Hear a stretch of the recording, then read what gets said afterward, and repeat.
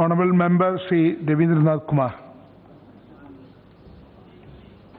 Thank you, sir, for giving the opportunity to place my view on behalf of my ADMK party. Sir, streamlining the field of medical education so as to attain goal of quality health coverage to every citizen of the country has been one of the major pillars of this government led by our Honorable Prime Minister Sri Narendra Modi ji. As on another major step, the government has now finalized and placed the Indian Medical Council Amendment Bill 2019 to place the Indian Medical Council Amendment Second Ordinance 2019. As such, I welcome this amendment bill as it has been brought by the government to ensure transparency, accountability and quality in the governance of medical education throughout the country. The Medical Council of India and the Dental Council of India were set up under Acts of Parliament with a view to regulate medical and dental education in the country. But unfortunately, several years before, the Ministry of Health and Family Welfare, Government of India had come across certain malpractices by Medical Council of India. In disregard to the provisions and regulations of the Indian Medical Council Act 1956, especially as far as approval and renewal of licenses are concerned, I understand that due to such malpractices, this amendment has become necessary. Therefore, the present amendment bill superseding the power of Medical Council of India will ensure uniform standards of higher education qualification in medicine, accountability and recognition of medical qualifications. This amendment bill is brought in continuance of an ordinance enforced by the government, and in this amendment, the number of members in governing board has been increased from 7 to 12 as per substitution of Act 3A in the main Act. However, I would like to request Honorable Minister, sir, to inform that on what basis these 12 members will be selected and what would be their roles and responsibilities. Yes. I shall also be happy if proper representatives is given to the state or region in constituting the governing board which is going to be replaced with Medical Council of India. Sir, our country is at 112th position as per the ranking of World Health Organization, and this is mainly due to the shortage of doctors in our country. Therefore, there is a need to decrease the patient-doctor ratio by way of additional medicinal seats in medical colleges.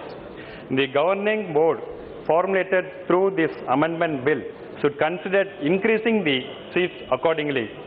In addition to this, if all district hospitals in the country are converted into medical colleges with adequate support and infrastructure, we can increase the number of doctors according to the requirements.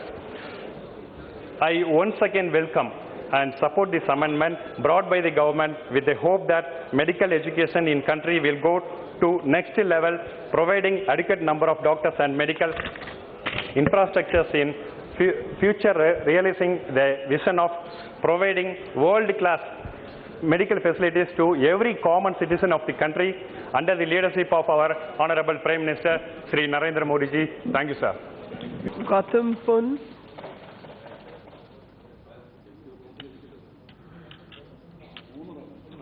Honorable Madam, Vanakkam. Switch on your mic, please.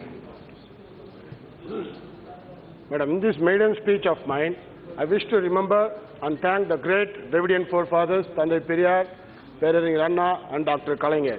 But for the self-respect movement spearheaded by them towards the goal of social justice, I would not be here. And I am thankful to our great leader, Thalapathy M.K. Stalin, who relentlessly pursues the Dravidian ideals and is in the forefront of defending the federal structure of this nation and has achieved a historic victory.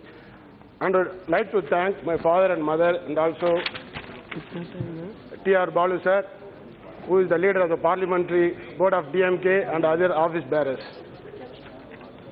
Madam, I raised to strongly oppose the Indian Medical Council Amendment Bill 2019 and the National Medical Commission Bill. At the outset, I want to draw the attention of the House to the statement of objects and reasons appended to the amendment bill. It is evident from the same that the previous government also, by this present incumbents, have abandoned or have allowed the National Medical Commission Bill 2017 to lapse. The reason stated being dissolution of Lok Sabha. But the actual reason is obvious. The bill could not be passed in the upper house for want of majority. Madam, this government on the guise to contain the so-called arbitrary actions of the previous Medical Council of India had been running the Medical Council on ad hoc basis through series of presidential promulgations from the year 2016 onwards. These amended bills are just excuses to overcome legal objections. The very spirit of the National Medical Commission is to favor and privatize medical education by removing regulations for starting medical colleges and by having fees regulatory mechanism on 40% of seats of private colleges. These measures are pro-rich and pro-private management and anti-socio-economic groups. Respected Madam, I wish to bring to the notice that this bill undermines the role of state medical councils founded under sovereign state legislative authority. Moreover, the NMC allows only 5 states out of 24 to be represented at a time and on a rotation. Many states ruled by the opposition party government may never find a place in the body. The role of medical universities is sidelined and they have no place in council functioning. The cross-party allowing Ayush practitioners to practice modern medicine is unethical and will legalize quacks. The provision to permit foreign medical graduates to practice freely and by clamping Indian graduates with licentiate exams is atrocious and malafide. Madam, any effort of a government in introducing a law should be an attempt at improving the administrative structure of the country, but unfortunately, this government's main intention seems to undermine the powers of the states. This effort encourages the state power quite often and causes great damage to the federal structure of this vast nation of multiple linguistic, religious, cultural diversities. One nation, one language, one nation, one religion, one nation, one tax, and one nation, one election are now one nation, one ration card. Are not good signs, Madam. Every move by this government is towards creating an unitary state. We want to register our strong protest with regard to this regard. Madam, repeated acts of destroying autonomous institutions has become the very character of this government. The medical education is one of the most vital sector in this country, and any action, even to improve the same, could only be done with taking the stakeholders into confidence. Ruining the important autonomous body, which has produced talented, eminent, prominent doctors of world repute is not acceptable. The medical fraternity is deeply hurt and agitated. The Autonomous Medical Council should be allowed to be run by a body of eminent doctors democratically elected through a transparent process. The amendment bill seeks to replace medical experts with administrators from other fields, which is thoroughly condemnable. Nomination of administrators from other fields who have no medical expertise is not acceptable, and the move will be stiffly resisted by the doctors' fraternity. Expertise in respective fields should be recognized and encouraged, and this is the primary importance in respect of medical field.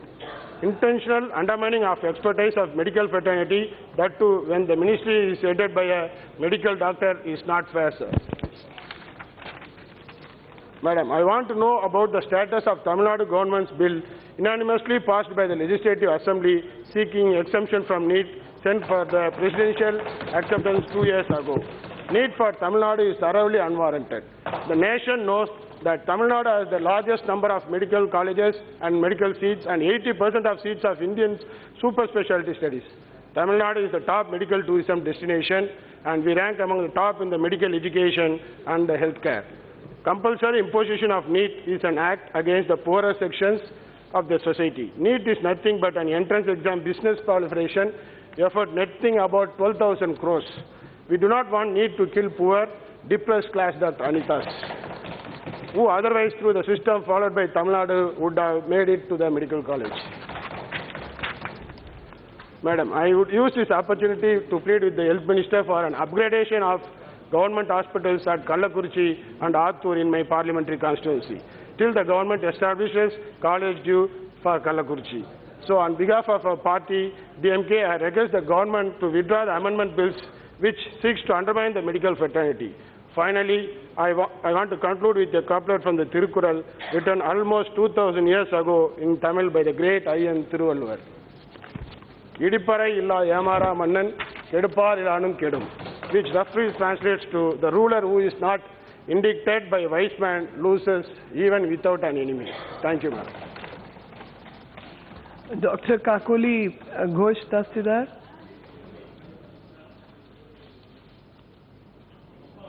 Shri Karthi Chidambaram. Congratulations, Karthik ji. Honorable Speaker, sir, thank you for giving me this opportunity. I represent Shivaganga in Tamil Nadu. Shivaganga is the land of the fearless Queen Velu Nachiyar, who fought the British in the late 1700s, a good 75 years earlier than the more celebrated Jhansi Rani. Sir, we in Tamil Nadu feel that many of our heroes and icons are not acknowledged or celebrated in the rest of India, particularly in the north. Another case in point is Vanchinathan, a young man in the early 1900s who assassinated the British tax collector Ash in Tirunelveli.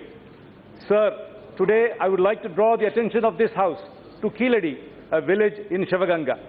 The ASI has been excavating a site in this village. They have made some startling discoveries. They have unearthed signs of a possible civilization which perhaps predates Harappa and Mohenjo-daro. Another very interesting preliminary finding is that the excavation so far has not unearthed any religious relics. This could possibly mean that this civilization predates organized religion. Of course, this needs to be validated. Sir, history is a serious subject. It must be studied dispassionately. It cannot be interpreted to suit our present-day ideologies or beliefs. Sir, I have the following points to make as an appeal to the central government through you. The ASI must acquire the 110 acres which needs to be excavated, and adequate and proper compensation must be given to the present landowners. The fifth phase of excavation is being done by the TN Archaeological Department. The ASI must involve itself in this endeavor. The young officer, Amarnath Ramakrishnan, who made the initial discovery, must be brought back to the project. The artifacts, about 13,600 unearthed so far, have apparently been sent to Mysore, should be brought back to Tamil Nadu. Select artifacts must be sent to Beta Analytic in Florida, USA for carbon testing. The discovery of the excavation must be opened up to international experts, and a parliamentary oversight committee must be formed. Sir, history must be recorded and interpreted correctly and accurately. The findings of Keeladi will have far-reaching impact not only on Indian history but also on world history. In this age, where at times myths and beliefs are mixed up as history, we owe to the generations to study Keeladi properly. Thank you.